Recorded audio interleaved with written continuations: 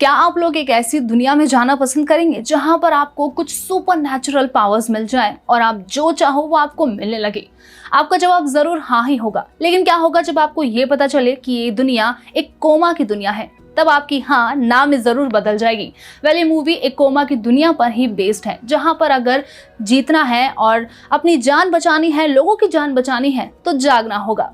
Movie की शुरुआत में दिखाया जाता है कि एक विक्टर नाम का लड़का नींद से जागता है और जब वो अपने आसपास देखता है तो सब कुछ बदल चुका होता है। दुनिया खत्म सी हो चुकी होती है, हर चीज उल्टी पुल्टी होती है। ये देखकर वो हैरान हो जाता है कि आखिर यहाँ पर हो क्या रहा है।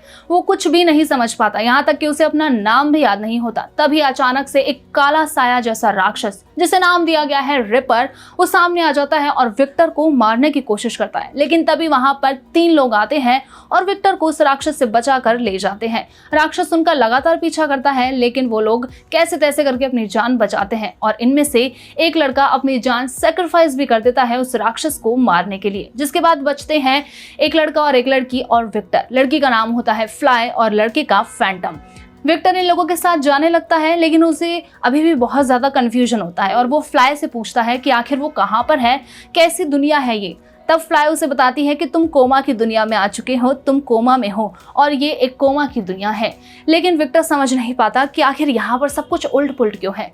तब फ्लाई उसे बताती है कि जो लोग कोमा में जा चुके हैं उनकी जितनी भी मेमोरीज है, उन्हीं मेमोरीज से ये दुनिया बसी है, इसके अलावा और कुछ भी नहीं है। जैसे जैसे उन्हें मेमोरीज याद आती है वो चीज इस दुनिया में जुड़ती जाती है। ये बात जानकर विक्टर हैरान होता है, लेकिन वो लोग अपने ठिकाने पर पहुंचते हैं। विक्टर को लेकर फ्लाई और फैंटम अपने ठिकाने पर पहुंचते हैं। वहां पर और भी काफी लोग होते हैं जो कोमा में गए होते हैं।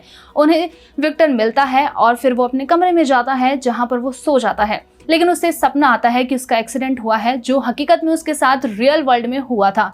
वो जैसे ही जागता है तो अपने कमरे में वही एक्सीडेंट की कार पाता है और एक हॉस्पिटल भी पाता है।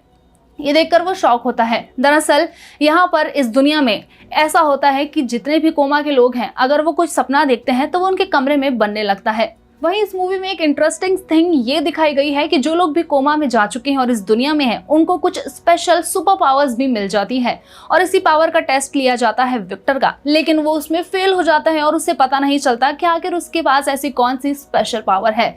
वहीं अगले दिन ये लोग को एक मिशन पर जाते हैं जहाँ से उन्हें कुछ बम बारूद और ये सब कुछ लेकर आने होते हैं। लेकिन वहां पर अचानक से आ जाते हैं वही काले साए यानी कि रिपर्स। और यहाँ पर पहली बार विक्टर को एहसास होता है अपनी सुपर पावर्स का, क्योंकि वो रियल लाइफ में एक आर्किटेक्ट होता है और वो वहां पर एक पुल बनाता है और अपने एक साथी को बचाता है रिपर से। इस मिशन को जीतने के बाद में ये लोग वापस अपने ठिकाने पर पहुंचते हैं और वहां पर लोग काफी ज्यादा खुश हो जाते हैं विक्टर की पावर्स को जानकर। और तभी वहां पर जो इनका लीडर होता है यानी कि यान, वो विक्टर से कहता है कि क्या वो उनके लिए एक ऐसा आइलैंड डिजाइन कर सकता है जो बहुत ज्यादा सेफ हो और रिपर्स वहां पर कभी भी ना पहुंच सके। विक्टर हाँ कर देता है और वो एक ऐसे डिजाइन बनाने की कोशिश भी करने लगता है और इसी बीच उसे फ्लाई से प्यार भी हो जाता है। वहीं अगले ही दिन सब लोग अपना ठिकाना छोड़ एक नई जगह जाने लगते हैं जहां पर विक्टर उनके लिए एक आइलैंड बनाने वाला होता है। लेकिन रास्ते में ही रिपर्स उन पर अटैक कर देते हैं और इसमें मौत हो जाती है फैंटम की।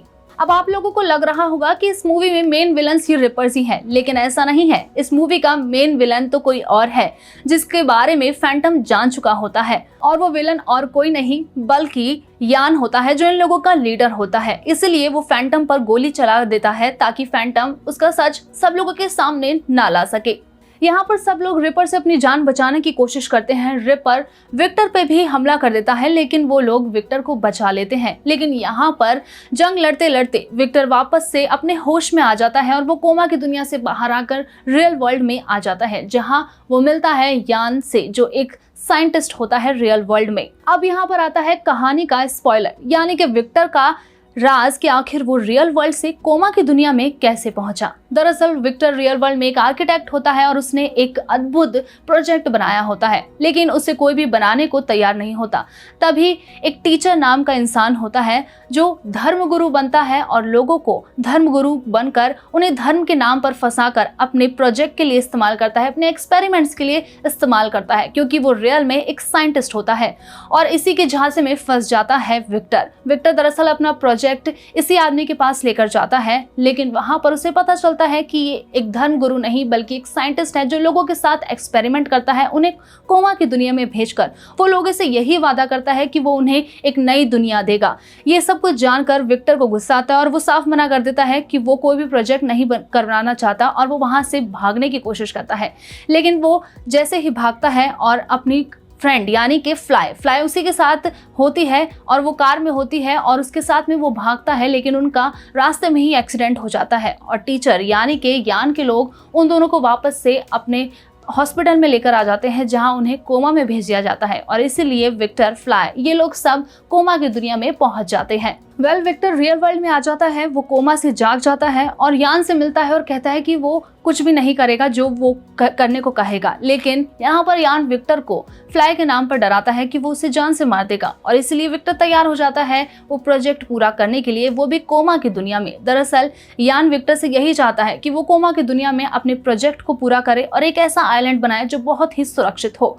विक्टर मान जाता है और दोबारा से कोमा की दुनिया में जाता है और इस बार विक्टर का दिमाग और भी ज्यादा तेज काम करता है और वहां पर पहुंचकर वो अपने लोगों को बचाता है और यान के साथ जाकर एक आइलैंड बना देता है जो बहुत ही अद्भुत होता है, खूबसूरत होता है।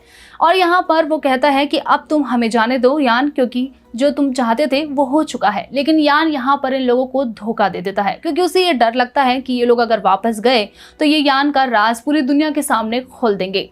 यान यहाँ पर विक्टर, फ्लाई और बाकी के उसके साथियों के साथ में एक और गेम खेलता है। दरअसल वो रियल वर्ल्ड में उनके वेंटिलेटर्स को हटवा देता है, जिसका मतलब साफ है कि अब कुछ ही देर में विक्टर, फ्लाई और बाकी के लोग मरने वाले हैं, रियल वर्ल्ड में भी और कोमा की दुनिया में भी। लेकिन विक्टर हार नहीं मानता और वो उसी कमरे को कोमा की दुनिया में ढूंढने की कोशिश करता है जिसमें वो सोया हुआ है रियल वर्ल्ड में, यानी कि वो सच में जहां कोमा में लेटा हुआ है वो उसी कमरे को, हॉस्पिटल के उसी कमरे को ढूंढने की कोशिश करता है और वो उसे खोज भी लेता है। लेकिन यान वहां पर पहुंचकर उसे रोकने की कोशिश करता है, लेकिन यहाँ पर एक बड़ा ट्विस्ट आता है। दरअसल फैंटम भी एक रिपर ही बन चुका होता है और वो वहां पर पहुंचकर यान पर हमला कर देता है और विक्टर और फ्लाई को बचाने की कोशिश करता है और यहाँ पर विक्टर और फ्लाई वापस से रियल वर्ल्ड में आ जाते हैं और रियल वर्ल्ड में आने के बाद में दोनों अपनी जिंदगी एक नए सिरे से शुरू करते हैं।